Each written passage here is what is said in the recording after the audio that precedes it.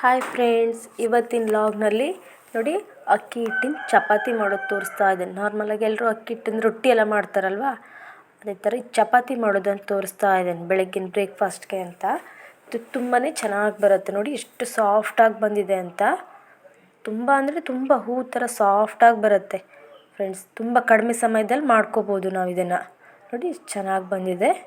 So ಹೇಗೆ ಅಂತ ತೋರಿಸ್ತೇನೆ ಬನ್ನಿ. ನೋಡಿ, ಸ್ಟಾರ್ಟಿಂಗು ಒಂದು ಬಾಣಲೆ ತೊಗೊಂಡಿದ್ದೇನೆ. ಬಾಣಲೆಗೆ ಗ್ಯಾಸ್ ಆನ್ ಮಾಡಿಕೊಂಡು ಅದಕ್ಕೆ ನೀರು ಹಾಕ್ಕೊಳ್ಳೋಣ. ಫಸ್ಟಿಗೆ ಒಂದು ಬೌಲ್ ನೋಡಿ, ಈ ಥರ ಒಂದು ಚಿಕ್ಕದಾಗಿ ಒಂದು ಬೌಲ್ ತೊಗೊಂಡಿದ್ದೇನೆ. ಬೌಲಲ್ಲಿ 4 ಬೌಲು ನೀರು ಕಾಯಕ್ಕಿಡೋಣ. ನಾನಿಲ್ಲಿ 4 ಬೌಲ್ ನೀರು ಹಾಕ್ಕೊಂಡಿದ್ದೇನೆ. ನಿಮಗೆ ಮನೇಲಿ ಜನ ಎಷ್ಟಿದ್ದಾರೆ ನೋಡಿಕೊಂಡು ಎಷ್ಟು ಬೇಕಾಗುತ್ತೆ ಆ ಥರದ್ರಲ್ಲಿ ಹಾಕ್ಕೊಳ್ಳಿ. ನಾನು 4 ಬೌಲ್ ನೀರಿಗೆ 2 ಬೌಲ್ ಅಕ್ಕಿ ಹಿಟ್ಟು ಹಾಕ್ಕೊಳ್ತಾ ಇದ್ದೇನೆ. ನೀವು ನೋಡಿ, ಅಂದರೆ ಜಾಸ್ತಿ ಬೇಕಾದರೆ ಈಗ 3 ಬೌಲ್ ಅಕ್ಕಿ ಹಿಟ್ಟು ಮಾಡ್ಕೊಳ್ಬೇಕು ಅಂದರೆ 6 ಬೌಲ್ ನೀರು ಹಾಕ್ಕೋಬೇಕಾಗತ್ತೆ. ಆ ಥರ ಪ್ರಮಾಣದಲ್ಲಿ ಅದರ ಡಬ್ಬಲ್ ನೀರು ಹಾಕ್ಕೊಳ್ಬೇಕಾಗತ್ತೆ. ನೋಡಿ, ರುಚಿಗೆ ತಕ್ಕಾಗೆ ಸ್ವಲ್ಪ ಉಪ್ಪು ಹಾಕ್ಕೊಳ್ತಾ ಇದ್ದೇನೆ ನೀರಿಗೆ. ಉಪ್ಪು ಹಾಕ್ಕೊಂಡು ನೀರು ಚೆನ್ನಾಗಿ ಕುದಿಸ್ಕೋಬೇಕು. ಗ್ಯಾಸ್ ಹೈ ಫ್ಲೇಮಲ್ಲಿ ಇಟ್ಕೊಂಡು ಚೆನ್ನಾಗಿ ನೀರನ್ನು ಕುದಿಸ್ಕೊಳ್ಬೇಕು. ಸ್ವಲ್ಪ ಮುಚ್ಚಿಟ್ರೆ ಬೇಗ ಬಿಸಿ ಆಗುತ್ತೆ ನೀರು. ನೋಡಿ, ಮುಚ್ಚಿಟ್ಕೊಂಡು ಕುದಿಸ್ಕೊಳ್ಳೋಣ ನೀರನ್ನ. ನೀರು ಚೆನ್ನಾಗಿ ಕುದೀತಾ ಇರುತ್ತಲ್ವ, ಕುದೀತಾ ಇರುವಾಗ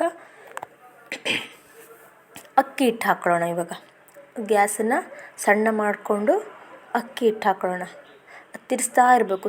ಅಂದರೆ ಗಂಟಾಗಬಾರ್ದಲ್ವ, ಅದಕ್ಕಾಗಿ ಈ ಥರ ತಿರ್ಸ್ಕೊಳ್ತಾ ಅಕ್ಕಿ ಹಿಟ್ಟನ್ನು 2 ಬೌಲ್ ಅಕ್ಕಿ ಹಿಟ್ಟು ಹಾಕ್ಕೊಂಡಿದ್ದೇನೆ ನಾನು. ಅಕ್ಕಿ ಹಿಟ್ಟನ್ನು ಹಾಕ್ಕೊಂಡು ಚೆನ್ನಾಗಿ ತಿರ್ಸ್ಕೊಳ್ಬೇಕು.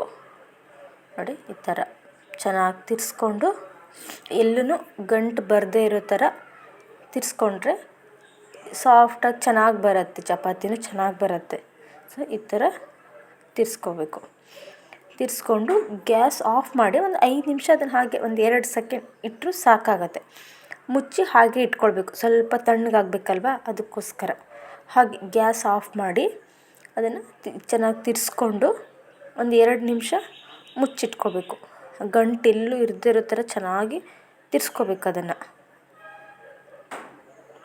ತಿರ್ಸ್ಕೊಂಡು ಆಮೇಲೆ ಅದನ್ನು ಚೆನ್ನಾಗಿ ಕಲಿಸ್ಕೋಬೇಕಲ್ವ. ಸ್ವಲ್ಪ ತಣ್ಣಗಾಗಿ ನೋಡಿ, ತಣ್ಣಗಾಗಿದೆ. ಇವಾಗ ಕೆಳಗೆ ಹಾಕ್ಕೊಳ್ತೇನೆ ಅದನ್ನು. ಚಪಾತಿ ಹಿಟ್ಟು ನಾರ್ಮಲಾಗಿ ನಾವು ಚಪಾತಿ ಹಿಟ್ಟು ಹೇಗೆ ಕಲಿಸ್ತೇವಲ್ವ, ಅದೇ ಥರ ಈ ಥರ ಈಸಿ ಆಗುತ್ತೆ ಅನ್ನೋಗೋಸ್ಕರ ನಾನು ಕೆಳಗೆ ಹಾಕ್ಕೊಳ್ತಾ ಇದ್ದೇನೆ. ಹಾಕ್ಕೊಂಡು ಚೆನ್ನಾಗಿ ಕಲಿಸ್ಕೋಬೇಕು ಇವಾಗ.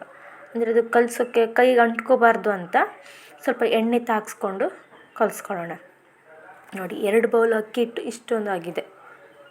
ಒಂದು 10ರಿಂದ 12 ಚಪಾತಿ ಮಾಡ್ಕೋಬೋದು ಇದರಲ್ಲಿ. ನೋಡಿ, ಈ ಥರ ಎಣ್ಣೆ ತಾಗಿಸ್ಕೊಂಡು ಸ್ವಲ್ಪ ಬಿಸಿ ಇದೆ, ಹಾಗೆ ಎಣ್ಣೆ ತಾಗಿಸ್ಕೊಂಡು ಚೆನ್ನಾಗಿ ಈ ಥರ ಚಪಾತಿ ಹಿಟ್ಟು ಥರ ಕಲಿಸ್ಕೋಬೇಕು. ಅದು ಕೈಗೂ ಅಂಟ್ಕೊಳ್ಳಲ್ಲ, ತುಂಬ ಸಾಫ್ಟಾಗಿ ಬರುತ್ತೆ ಎಣ್ಣೆ ತಾಗಿಸ್ಕೊಳ್ಳೋದ್ರಿಂದ. ಬಿಸಿ ಇರುವಾಗಲೇ ಈ ಥರ ಹದವಾಗಿ ಕಲಸಿಟ್ಕೋಬೇಕು. ನೋಡಿ, ಈ ಥರ ಚಪಾತಿ ಹಿಟ್ಟೆಲ್ಲ ಕಲಿಸ್ಕೋತೇವಲ್ಲ ಆ ಥರ ಬೆಳಿಗ್ಗೆ ಬೇಗನೆ ಮಾಡ್ಕೋಬೋದು ನಾವು. ಕಡಿಮೆ ಸಮಯ ತಗೊಂಡು ಈ ಥರ ರೆಡಿ ಮಾಡ್ಕೋಬೋದು. ಮಕ್ಕಳಿಗೆ ವೆರೈಟಿ ಅಂದರೆ ತುಂಬ ಇಷ್ಟ ಆಗುತ್ತಲ್ಲ. ಡೈಲಿ ದೋಸೆ, ಇಡ್ಲಿ ಈ ಥರ ಮಾಡ್ತೇವಲ್ವ, ಈ ಥರ ಚಪಾತಿ ಎಲ್ಲ ಪೂರಿ ಎಲ್ಲ ಮಾಡ್ತಾ ಇರ್ತೇವೆ. ಹೀಗೆ ಅಕ್ಕಿ ಹಿಟ್ಟಿನ ಚಪಾತಿ ಒಂದು ದಿವಸ ಮಾಡಿಕೊಡಿ ಮಕ್ಕಳಿಗೆ. ತುಂಬಾ ಟೇಸ್ಟಾಗಿ ಬರುತ್ತೆ, ತುಂಬ ಸಾಫ್ಟಾಗಿರುತ್ತೆ, ಮಕ್ಕಳು ಇಷ್ಟಪಟ್ಟು ತಿಂತಾರೆ. ನೋಡಿ, ಈ ಥರ ಚಪಾತಿ ಥರ ಉಂಡೆ ಮಾಡಿಕೊಂಡು ಕೆಳಗಡೆ ಈ ಥರ ಅಕ್ಕಿ ಹಿಟ್ಟನ್ನೇ ಒಂದು ಬೌಲ್ ತೊಗೊಂಡಿದ್ದೇನೆ ನಾನು. ಅಕ್ಕಿ ಹಿಟ್ಟನ್ನೇ ಈ ಥರ ಕೆಳಗಡೆ ಹಾಕ್ಕೊಂಡು ಚಪಾತಿ ನಾವು ಹೇಗೆ ಲಟ್ಸ್ಕೊಳ್ತೇವಲ್ವ ಅದೇ ಥರ ಲಟ್ಸ್ಕೊಳ್ಬೇಕು. ಸ್ವಲ್ಪ ಸಾಫ್ಟಾಗಿ ಲಟ್ಟಿಸ್ಬೇಕಾಗುತ್ತೆ ಇದು. ಅಂದರೆ ತುಂಬ ಒತ್ತಿ ಮಾಡಬಾರ್ದು, ಅಕ್ಕಿ ಹಿಟ್ಟಾಗಲ್ವ, ಅದಕ್ಕೋಸ್ಕರ ಸ್ವಲ್ಪ ಈ ಥರ ನಿಧಾನಕ್ಕೆ ಮಾಡ್ಕೋಬೇಕು. ನಾನಿಲ್ಲಿ ಸೈಡೆಲ್ಲ ಹಿಂಗೆ ಒಡೆಯುತ್ತದು ಅಕ್ಕಿ ಹಿಟ್ಟಾಗಿದ್ದರಿಂದ ನಾನು ಅದಕ್ಕೆ ಕಟ್ ಮಾಡ್ಕೊಂಡಿಲ್ಲ. ನೀವು ಬೇಕಾದರೆ ಒಂದು ಪ್ಲೇಟ್ ಏನಾದರೂ ಹಾಕ್ಕೊಂಡು ರೌಂಡಾಗಿ ಹಚ್ಚಿ ತೆಕ್ಕೋಬೋದು. ಸೈಡೆಲ್ಲ ಕಟ್ ಮಾಡಿ ತೆಕ್ಕೊಂಡ್ರೆ ಶೇಪ್ ಕರೆಕ್ಟಾಗಿ ಬರುತ್ತೆ, ರೌಂಡಾಗಿ ಬರುತ್ತೆ. ನಾನಿಲ್ಲಿ ನಾರ್ಮಲಾಗಿ ಮನೆಯಲ್ಲೇ ತಿನ್ನೋದಲ್ವ ಅಂತ ಈ ಥರ ಏನೂ ಕಟ್ ಮಾಡಿಲ್ಲ. ನೋಡಿ, ಈ ಥರ ಚೆನ್ನಾಗಿ ಬರುತ್ತೆ. ಲಟ್ಸ್ಕೊಳ್ಳೋಕ್ಕೂ ತುಂಬಾ ಈಸಿ ಆಗುತ್ತೆ. ಅದು ಅಕ್ಕಿ ಹಿಟ್ಟು ಹಾಕ್ಕೊಂಡ್ರೆ ಅಂಟ್ಕೊಳ್ಳೋದಿಲ್ಲ. ನಾನಲ್ಲಿ ಟೈಲ್ಸ್ ಮೇಲೆ ಮಾಡ್ತಾ ಇದ್ದೀನಲ್ವ, ಅಂಟ್ಕೋಬಾರ್ದು ಅಂತ ಅಕ್ಕಿ ಹಿಟ್ಟು ಹಾಕಿದ್ದೇನೆ. ನೋಡಿ, ಇವಾಗ ಈ ಥರ ಎಣ್ಣೆ ಹಾಕ್ಕೊಂಡು ತವಾಗೆ ಎಣ್ಣೆ ಹಾಕ್ಕೊಂಡಿದ್ದೇನೆ. ಕೆಳಗಡೆನೂ ಸ್ವಲ್ಪ ಎಣ್ಣೆ ಹಾಕ್ಕೊಂಡು ಚಪಾತಿ ಹಾಕ್ಕೊಂಡು ಮೇಲೇನು ಸ್ವಲ್ಪ ಎಣ್ಣೆ ಹಾಕ್ಕೊಂಡಿದ್ದೀನಿ, 1 ಸ್ಪೂನ್ ಎಣ್ಣೆ ಹಾಕಿನೇ ಬಿಸಿ ಮಾಡಿದ್ರೆ ಸಾಫ್ಟ್ ಬರುತ್ತೆ ಅಂತ.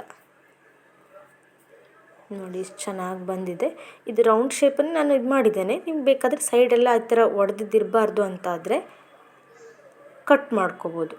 ಒಂದು ಪ್ಲೇಟ್ ಏನಾದರೂ ಅದೇ ಸೈಜಲ್ಲಿ ಪ್ಲೇಟ್ ಇಟ್ಕೊಂಡು ಸೈಡೆಲ್ಲ ಕಟ್ ಮಾಡ್ಕೋಬೋದು.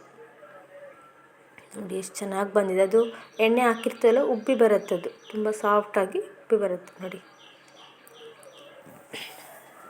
ನಿಮ್ಗೆ ಇಷ್ಟ ಆದರೆ ಫ್ರೆಂಡ್ಸ್ ನೀವು ಒಂದ್ಸಲ ಟ್ರೈ ಮಾಡಿ ನೋಡಿ. ನೋಡಿ ಎಷ್ಟು ಸಾಫ್ಟಾಗಿ ಚೆನ್ನಾಗಿ ಬಂದಿದೆ. ಜೊತೆಗೆ ಚಟ್ನಿನೋ ಪಲ್ಯ ಏನು ಬೇಕಾದರೂ ನೆಂಚ್ಕೊಳ್ಳೋಕ್ಕೆ ಏನಿದ್ರೂ ಸೆಟ್ ಆಗುತ್ತೆ ಚೆನ್ನಾಗಿ. ನೋಡಿ ನೀವು ಒಂದ್ಸಲ ಟ್ರೈ ಮಾಡಿ. ಹೇಗಾಗಿದೆ ನನ್ನ ವಿಡಿಯೋ ಅಂತ ಕಮೆಂಟ್ಸ್ ಮಾಡಿ ಫ್ರೆಂಡ್ಸ್. ಲೈಕ್ ಮಾಡಿ, ಕಮೆಂಟ್ಸ್ ಮಾಡಿ, ಸಬ್ಸ್ಕ್ರೈಬ್ ಮಾಡಿ. Thank you.